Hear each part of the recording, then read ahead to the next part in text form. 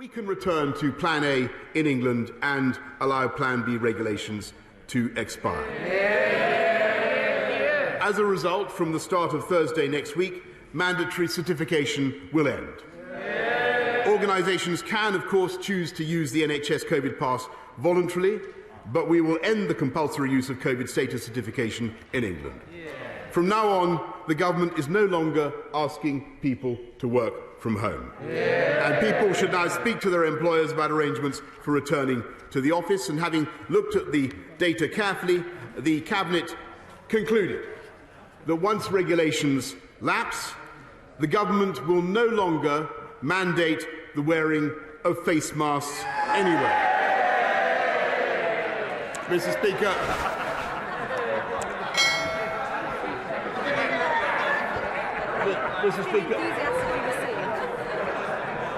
Mr. Speaker, from tomorrow we will no longer require face masks in classrooms, and the Department for Education will shortly remove national guidance on their use in communal areas. In the country at large, we will continue to suggest the use of face coverings in enclosed or crowded spaces, particularly when you come into contact with people you don't normally meet, but we will trust the judgment of the British people and no longer criminalise anyone who chooses not to wear one.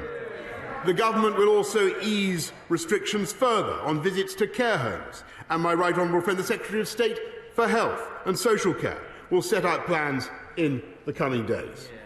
Mr. Speaker, as we return to Plan A, the House will know that some measures still remain, including those on self-isolation. In particular, it is still a legal requirement for those who have tested positive for COVID to self-isolate.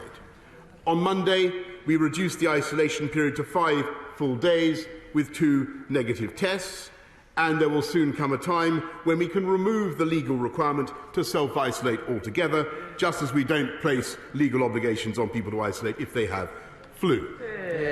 As COVID becomes endemic, we will need to replace legal requirements with advice and guidance, urging people with the virus to be careful and considerate of others.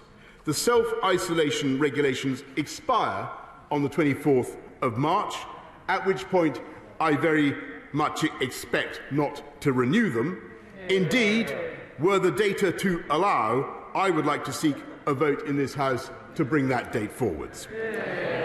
In advance of that, we will set out our long-term strategy for living with COVID-19, explaining how we hope and intend to protect our liberty and avoid restrictions in future by relying instead on medical advances. But to make that possible, we must all remain cautious during these last weeks of winter. When there are still over 16,000 people in hospital in England alone, the pandemic is not over. And for the next few weeks, I encourage everyone across the country to continue with the behaviours that we know help to keep everybody safe. Washing hands, letting fresh air in, getting tested, self-isolating if positive, and, as I say, thinking about wearing a face covering in crowded and enclosed settings.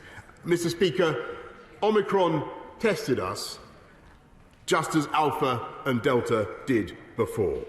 But let's remember some of what we've achieved. We were the first nation in the world to administer a vaccine. We were the fastest in Europe to roll it out, because outside the European Medicines Agency, this government made the big call to pursue our own British procurement strategy rather than opting back into the EU scheme as some people urge.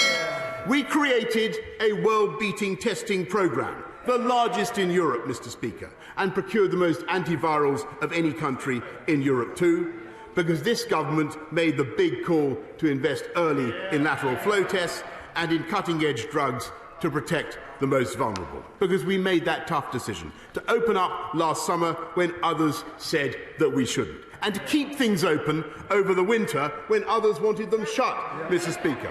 This week, the World Health Organization said that while the global situation remains challenging, the United Kingdom can start to see the light at the end of the tunnel. And, Mr. Speaker, this is no accident of history. Exactly. Confronted by the nation's biggest challenge since the Second World War and the worst pandemic since 1918, any government would get some things wrong, but this government got the big things right, Mr. Speaker, and I commend this statement to the House.